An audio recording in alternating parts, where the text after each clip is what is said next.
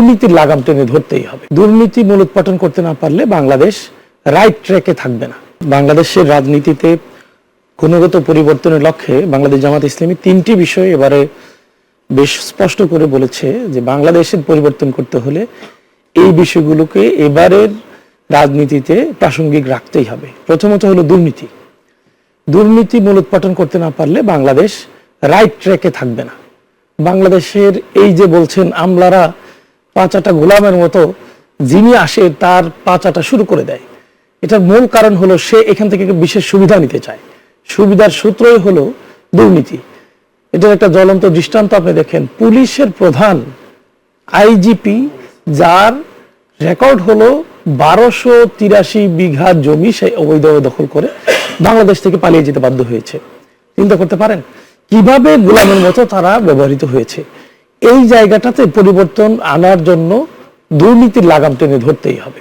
আপনারা দুর্নীতিবাজ যারা তারা যেন কোনোভাবেই প্রশ্রয় না পায়। আমি এই ক্ষেত্রে খুব প্রত্যাশা করেছিলাম এবারে মন্ত্রী পরিষদে অন্তত কোনোভাবেই ঋণ খেলাপি কোনো ব্যক্তিকে মন্ত্রী পরিষদে যাতে না নেওয়া হয়।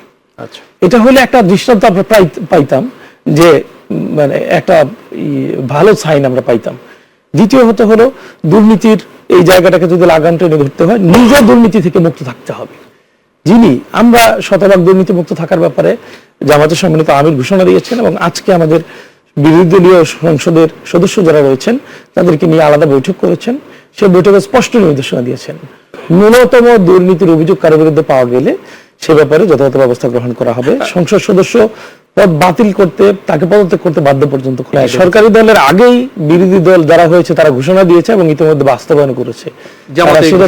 প্র্যাকটিক্যালি ঘোষণা দিয়েছে। কিভাবে দেখছেন এটা আপনি যদি একটা ক্যালকুলেশন করেন, আমরা বাংলাদেশের মানে একজন এমপি কি কি সুবিধা পায় তার প্রেক্ষিতে একজন এমপি 5 বছরে একটা গাড়ি আর এমনিতে একটা গাড়ি, মোট 2টা গাড়ি সে ট্যাক্স ফ্রি নিতে পারে। যদি হাইয়েস্ট রেট হিসাব করলে 300 এমপি, এবার আবার কিন্তু আরো 100 এমপি যদি যুক্ত হচ্ছে, উচ্চ কক্ষযুক্ত হচ্ছে, আবার মহিলা এমপি হচ্ছে 50 জন। 450 এমপি যদি 450 গাড়ি নিত, 450 গাড়ি নিয়ে ক্ষেত্রে 900 গাড়ি নিত।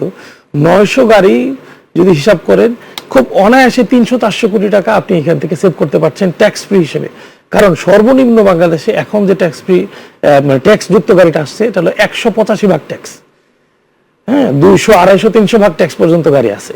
তাহলে হিসাব করলে 300-350 কোটি টাকা এক ঘোষণায় আপনি কিন্তু কার্যকর করে ফেলতে পারছেন।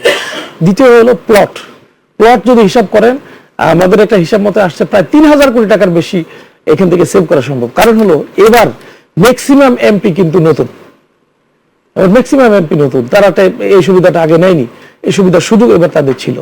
আমি মানে এটা আমি বলবো যে একটা চমৎকার উদ্যোগ হয়েছে। এটা সফল হওয়ার কারণে এতগুলো টাকা বেঁচে গেছে এবং এটা কিন্তু একটা মানে মেন্টাল স্যাক্রিফাইসের বিষয়। একজন এমপি এই সুবিধাটা না নিয়ে নিজেকে যে সংবরণ করলো, এটা তৃণমূল একটা বার্তা যাবে।